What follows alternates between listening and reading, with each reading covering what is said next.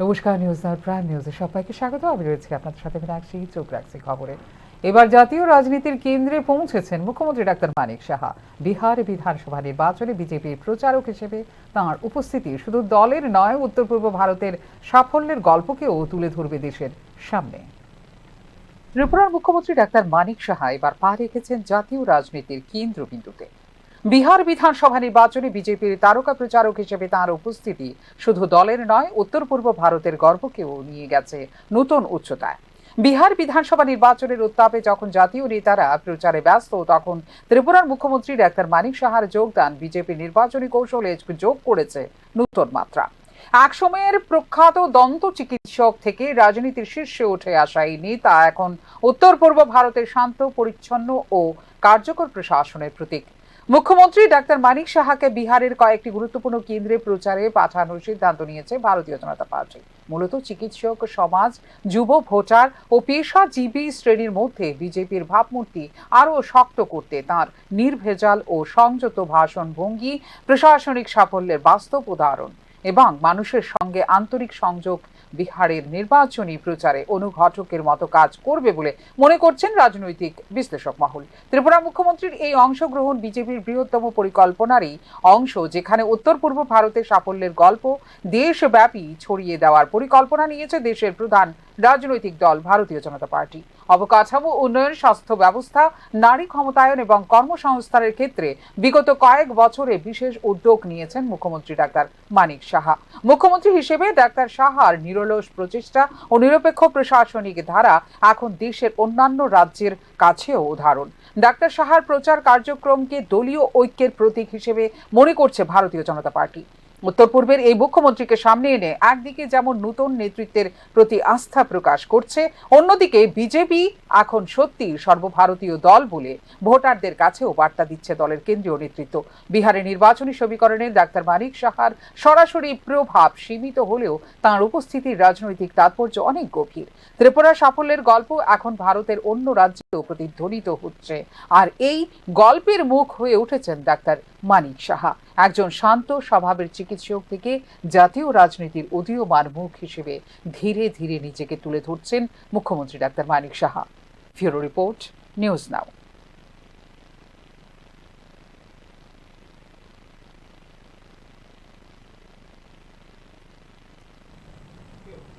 দূর দূরান্ত থেকে আসা প্রতিবন্ধী রোগীরা সকাল থেকে দুপুর পর্যন্ত অপেক্ষা করেও চিকিৎসকের দেখা পাননি কৈলাসহরের দুর্গাপুর এলাকার জেলা প্রতিবন্ধী পুনর্বাসন কেন্দ্রে। অভিযোগ, গত কয়েক মাস ধরে নিয়মিতভাবে উপস্থিত থাকছে না চিকিৎসকরা। এই কেন্দ্র থেকেই প্রতিবন্ধী শনাক্তকরণ, সার্টিফিকেট প্রদান, ফিজিওথেরাপি ও কৃত্রিম অঙ্গ সংযোজনের মতো সরকারি পরিষেবা দেওয়া হয় বিনামূল্যে। একসময় রাষ্ট্রপতি পুরস্কার প্রাপ্ত এই কেন্দ্র এখন অব্যবস্থার শিকার। দপ্তরের উচ্চপদস্থ আধিকারিকদের হস্তক্ষেপ দাবি করেছেন চিকিৎসক। অনুপস্থিতির ঘটনায় ক্ষুব্ধ রোগী ও তাঁদের পরিজনরা।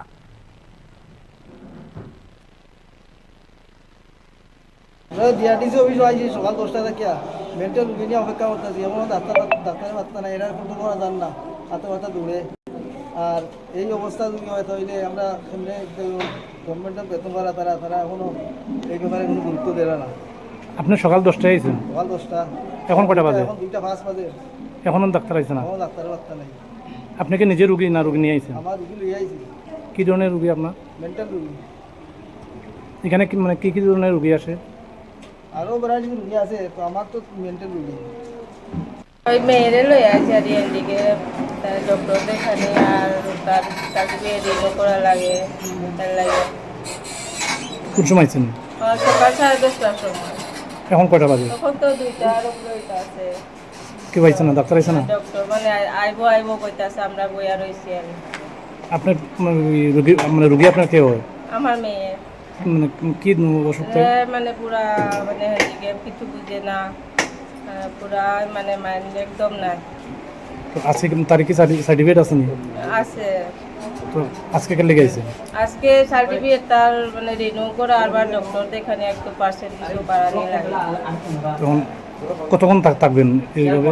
তো ডক্টর আসে না পর্যন্ত থাকা লাগবো।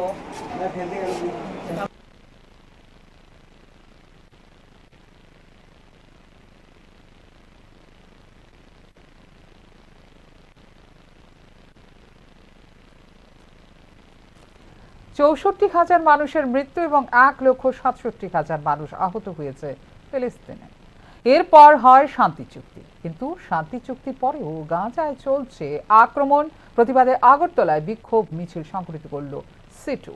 এই দিনের বিক্ষোভ মিছিল থেকে গাজায় স্থায়ী শান্তি চুক্তির দাবি জানিয়েছে সিআইটিইউ।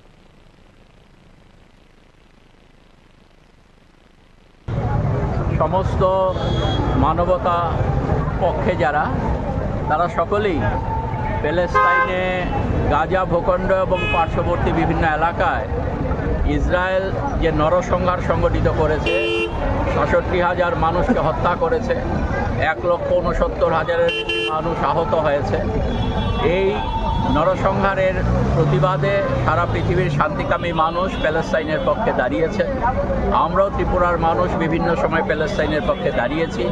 আজকেও আমরা লক্ষ্য করছি যে একটা শান্তি চুক্তি হয়েছে, বন্দি বিনিময় হচ্ছে, কিন্তু তা সত্ত্বেও ইসরায়েল বিভিন্ন সময়ে আমরা লক্ষ্য করছি প্যালেস্টাইনের মধ্যে গাজা ভূখণ্ডে তারা একের পর এক আক্রমণ সংগঠিত করে চলেছে। আমরা চাই প্যালেস্টাইনের স্থায়ী শান্তি প্রতিষ্ঠিত হোক এবং প্যালেস্টাইন রাষ্ট্রকে সকল পৃথিবীর সুবুদ্ধি সম্পন্ন মানুষ দ্বারা পরিচালিত যে সরকারগুলো আছে, দেশগুলো আছে, তারা সকলে প্যালেস্টাইনের পক্ষে দাঁড়ান। এই আকুতি আমরা আমাদের এবং আমরা এই দাবি আজকে এই কর্মসূচি থেকে।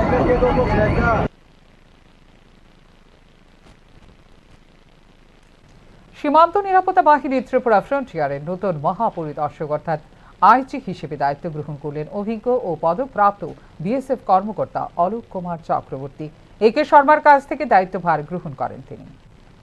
ত্রিপুরা সীমান্তে নিরাপত্তা জোরদারের নতুন অধ্যায়ের সূচনা।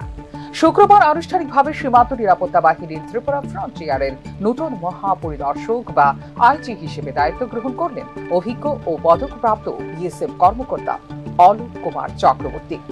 একে শর্মার কাছ থেকে দায়িত্বভার গ্রহণ করে তিনি। নতুন করে মণিপুর ফ্রন্টিয়ারে স্থানান্তরিত করা হয়েছে শর্মাকে। অলোক কুমার চক্রবর্তী সীমান্ত সুরক্ষার ক্ষেত্রে এক সুপরিচিত নাম। দীর্ঘ কর্মজীবনে ভারত বাংলাদেশ ও ভারত পাকিস্তান সীমান্ত এলওসি এবং এন্টি নকশাল অভিযানে গুরুত্বপূর্ণ দায়িত্ব পালন করেছেন তিনি। তার নেতৃত্বে একাধিক সীমান্ত অঞ্চলে ঘটেছে শক্তিশালী নজরদারি ব্যবস্থার উন্নয়ন। পেশাগত জীবনে তিনি অর্জন করেছেন একাধিক মর্যাদাপূর্ণ সম্মাননা, যার মধ্যে রয়েছে police medal for meritorious service, United nation mission in Kosovo medal এবং অতি উৎকৃষ্ট সেবা পদক। প্রশিক্ষণ ক্ষেত্রেও তার ভূমিকা অনন্য। বিএসএফ একাডেমি এবং central school of weapons and tactics indoor এর মতো মর্যাদাপূর্ণ প্রতিষ্ঠানে প্রশিক্ষক হিসেবে দায়িত্ব পালন করেছেন তিনি। এছাড়া তিনি এসপিজি ও জাতিসংঘ মিশন ইন কসোভো ইউএনএমআইকে কর্মরত ছিলেন তিনি। তার অভিজ্ঞতা, কৌশলগত দক্ষতা এবং নেতৃত্ব গুণ ত্রিপুরা সীমান্তে নিরাপত্তা ব্যবস্থাকে আরও সুদৃঢ় করবে বলে মনে করছেন বিশেষজ্ঞ মহল। ভারত বাংলাদেশ সীমান্তে নানা স্পর্শকাতর ইস্যু, বিশেষ করে গরু ও মাদক পাচার, অনুপ্রবেশ এবং সীমান্তবাসীর নিরাপত্তা বর্তমানে আলোচনার ক্ষেত্রে। ফলে তার অভিজ্ঞ নেতৃত্ব রাজ্যের সীমান্ত নিরাপত্তা পরিস্থিতিতে নতুন দিশা দেখাতে পারে বলে মনে করছেন নিরাপত্তা বিশেষজ্ঞরা। রিপোর্ট নিউজ নাও। আগরতলা স্মার্ট সিটি প্রকল্পের সড়কগুলোর বেহাল অবস্থা এখন নাগরিকদের জন্য হয়ে দাঁড়িয়েছে বিশেষ চিন্তার কারণ। গর্ত, যানজট এবং দীর্ঘ সময় নষ্ট হওয়া এসব মিলিয়ে থমকে গেছে শহরের দৈনন্দিন গতি। স্মার্ট সিটি শহর আগরতলায় হাঁটতে হাঁটতে চোখে পড়ে শহরের দ্রুত পরিবর্তনের স্বপ্ন এবং বাস্তবতার চরম বৈপরীত্য। শহরকে স্মার্ট বানানোর জন্য যত চেষ্টা করা হয়েছে, কিন্তু সড়কগুলোর বেহাল অবস্থা যেন আড়াল করে দিচ্ছে সেই স্বপ্নকে। গর্ত, ধুলামাটি আর থেমে থেমে চলা যানবাহন, এই সব কিছু মিলিয়ে শহরের দৈনন্দিন জীবন আজ লড়ছে নানা সমস্যার সঙ্গে। আগে 10 মিনিটের পথ যেতে 20 মিনিট লাগতো না, এখন প্রায় ডাবল সময় লাগে। গাড়ি ভাঙার ভয়ও থাকে। অফিসগামী শিক্ষার্থী, ব্যবসায়ী সবাই একসঙ্গে সমস্যার শিকার। শুধু সময় নষ্ট নয়, বাড়ছে অর্থনৈতিক ক্ষতিও। অভিযোগ কিন্তু এরকমটাই। কোনের মতো না, রাস্তার যে বাজে অবস্থা, গাড়ি চালাইতে আমরা খুব অসুবিধা হইতেছে। আর কি তা কম একদম অসুবিধা হইতেছে। আমরা গাড়ি কয়দিন পরে এই রাস্তার কারণে কয়দিন পরে গাড়ি আমরা নষ্ট হয়ে যেতেছে। আমরা এদিকে ব্যবসা বাণিজ্য খুব খারাপ, তারপরে রাস্তার এই অবস্থা, আমরা গাড়ি একদমই চালাতে পারতেছে, খুব বাজে অবস্থা। কাজ করার ফলে রাস্তা নষ্ট হয়েছে, এতে কারে দায়ী করবেন? মানে কি কম কর না, এটা তো গভর্নমেন্টে করতেছে, এটা তো গভর্নমেন্টই দেয় থাকবে। ড্রেনের কাজ করতেছে, রাস্তা বাজে বাজে করে লইতেছে, এত বড় পূজাটা গেল, রাস্তাটা ঠিক করলো না। বিশেষজ্ঞদের মতে এই সড়ক সমস্যা নির্মাণের সময়সূচি ও মান নিয়ন্ত্রণে অনিয়মের পরিচায়ক। স্মার্ট সিটি মানে শুধু আধুনিক সড়ক নয়, এক্ষেত্রে নিয়ম রক্ষণাবেক্ষণ এবং চলমান যানজট ব্যবস্থাপনা উভয়ই সমান গুরুত্বপূর্ণ। এখনো তো অসুবিধাটা হয়েছে, ওই যে রাস্তার ভিতরে ইট পড়ে রয়েছে, এখন ইটটা টমটমলে তো গাড়ি উল্টে যেত, আমরা অটো দেখে সারা গেছে আর কি, তো খুব অসুবিধা হইতেছে, ঠিক আছে, অসুবিধা হইতেছে। রাস্তাটা যদি তাড়াতাড়ি করে কাজ শেষ করে আমরা একটু সুবিধা হইব, আমরা একটু ভালো হয় আর কি, এটাই আমরা সব কাজ করছে। হ্যাঁ, ড্রেনের কাজ করতে গিয়ে রাস্তাটা মানে এরকম অকেজ হয়ে আছে, রাস্তা তো পুরো অকেজ হয়ে গেছে, পুরো রেখে দিছে। কারে দায়ী করবেন? এটা তো যারা কন্ট্রাক্টর আছে, যারা ঠিকাদার এটা নিছে, এরা দায়ী করে আর কি। এরকম এরা যদি চাইতো এটা ঠিকঠাকভাবে করতে পারতো কাজটা, এরা এরকমভাবে করে না আর কি, এরা নিজেরা মন করার মতো কাজ করে। এটা কিন্তু সাধারণ লোকের অনেক অসুবিধা হয়ে যাচ্ছে। এরকম এই ঘন্টায় কি ঘন্টা জাম লেগে থাকে, ওই রাস্তার ভিতরে এখন ফাঁড়া রাখছে, সাথে সাথে নিয়ে গেলে কিন্তু আর এই প্রবলেমটা হয় না, ঠিক আছে। এই তো আজকে বাড়াইছে, এমন কালকেও সরাইতে পারে বা আজকে রাত্রে সরাইতে পারে, ঠিক নেই। রাস্তা যে ভাঙা আপনাদের কেমন অসুবিধা হইতেছে? খুব অসুবিধা হইতেছে, কেমন অসুবিধা?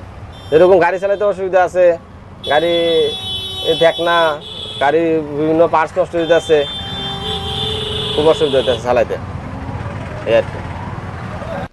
শহরে ব্যবসায়ী ও বাসিন্দারা প্রশাসনের দিকে নজর রাখছেন। তারা আশা করছেন দ্রুত ব্যবস্থা নিলে শহরের গতি ফিরিয়ে আনা সম্ভব। আমরা চাই স্বপ্নের শহর হবে, কিন্তু থমকে থাকা শহরের মধ্যেই থাকলে স্বপ্ন শুধু কাগজে লেখা থাকবে, বলেছেন স্থানীয় এক ব্যবসায়ী। এই বিষয়টি শুধু অবকাঠামোর সমস্যা নয়, প্রাত্যহিক নাগরিক জীবনের গল্প বলে এই সমস্যা। শহর যখন নিজস্ব গতিতে এগুতে পারছে না, তখন স্পষ্ট হয়ে ওঠে স্মার্ট সিটি প্রকল্পের সাফল্য ও বাস্তবতার মধ্যে ফারাক। তাই স্মার্ট সিটি আগরতলার বিভিন্ন সড়কগুলির বেহাল অবস্থা আমাদের মনে করিয়ে দিচ্ছে পরিকল্পনা ও বাস্তবায়নের মধ্যে সামঞ্জস্য থাকা কতটা গুরুত্বপূর্ণ। ব্যুরো রিপোর্ট, নিউজ নাও।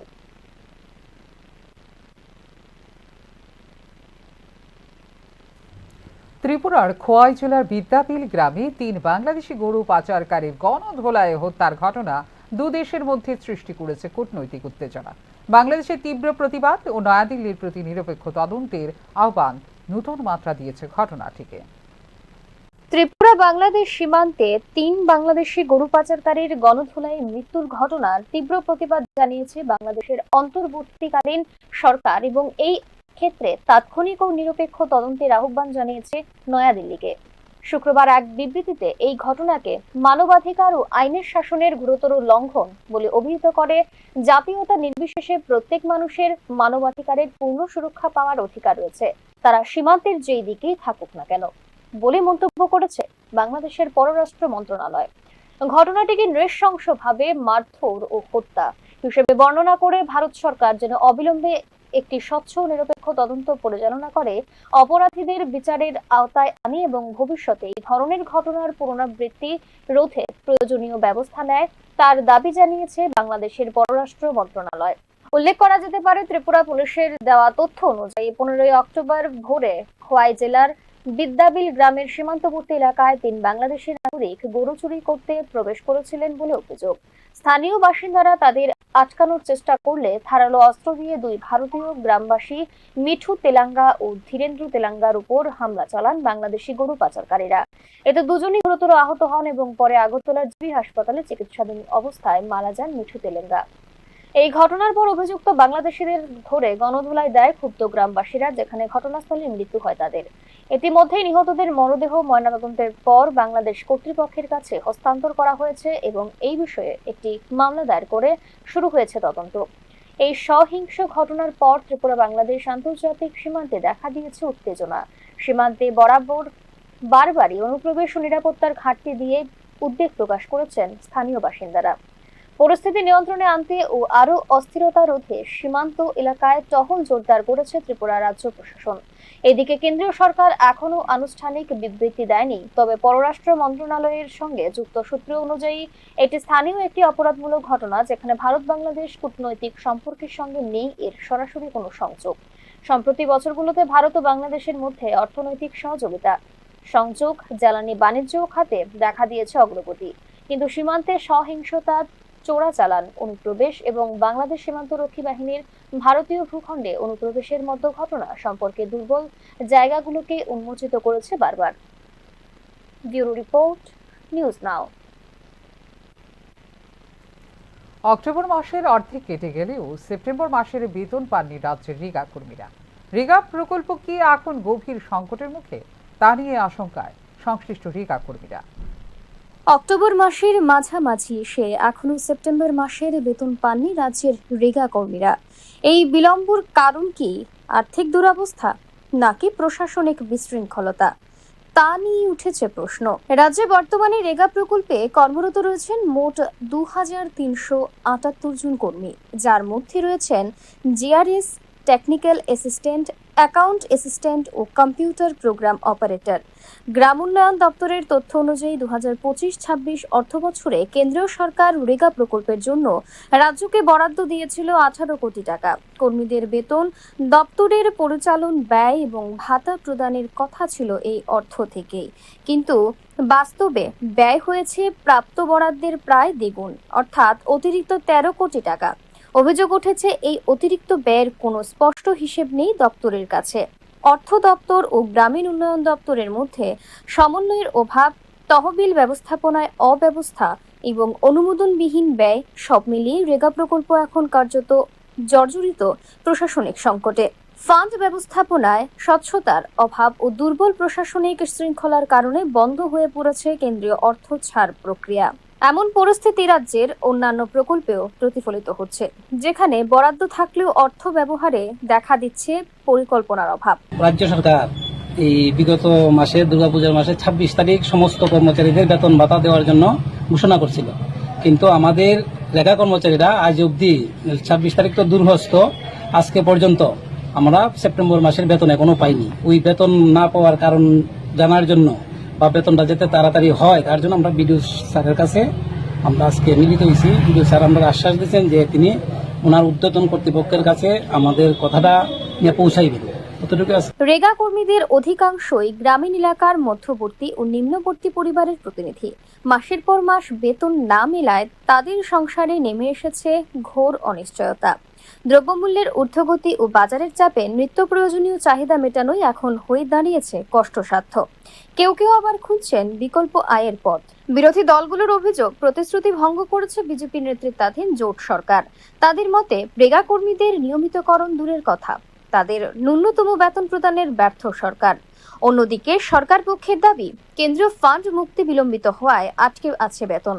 যদি বরাদ্দপ্রাপ্ত অর্থের সঠিক ব্যবহার না হয় তবে কিভাবে নতুন ফান্ডে ছাড় দেবে কেন্দ্র, তা নিয়ে উঠেছে প্রশ্ন।